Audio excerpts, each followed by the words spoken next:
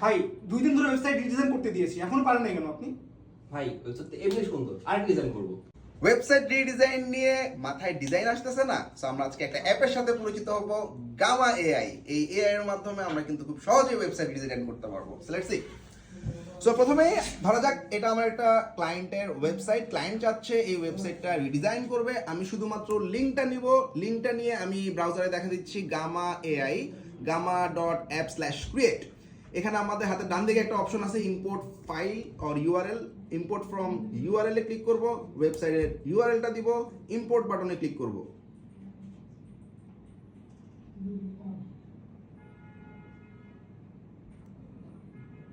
এবং আমার কি লাগবে, আমার একটা ওয়েব পেজ লাগবে। সো আমি ওয়েব পেজ অপশনটা চুজ করে কন্টিনিউ বাটনে ক্লিক করব। আমার ওয়েবসাইটে কন্টেন্ট ইম্পোর্ট করা হয়ে গেছে, কন্টিনিউ বাটনে ক্লিক করলাম। এবার আমি জাস্ট আমার থিম পছন্দ করব, যে কোনো একটা, জেনারেট বাটনে ক্লিক করব।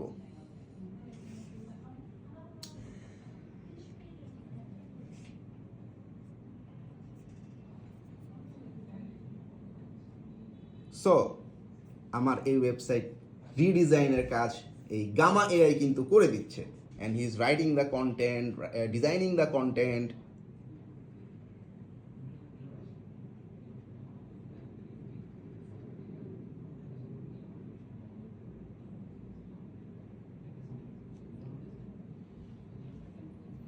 চমৎকার। আমরা যদি মিলাই আমরা দেখবো সিমিলার জিনিসটাই আমাদের একটা ডিফারেন্ট ডিজাইনে আসলে শোকেস করছে। কন্টেন্ট সেম রেখে জাস্ট ডিজাইনটা চেঞ্জ করছে, এবং আমরা যদি এখান থেকে আমরা দেখতেছি প্রত্যেকটা সেকশনই কিন্তু সে রিডিজাইন করছে।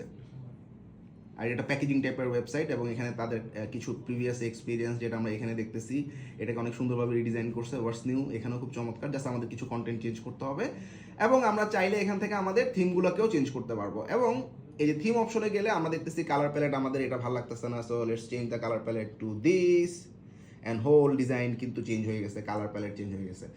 That's it. এখন এখান থেকে আমি ডাবল ক্লিক করে কন্টেন্ট চেঞ্জ করব, ইমেজ চেঞ্জ করব, পাবলিশ বাটনে ক্লিক করে ডোমেইন কানেক্ট করে দিলে আমার ওয়েবসাইট ইজ রেডি। থ্যাংক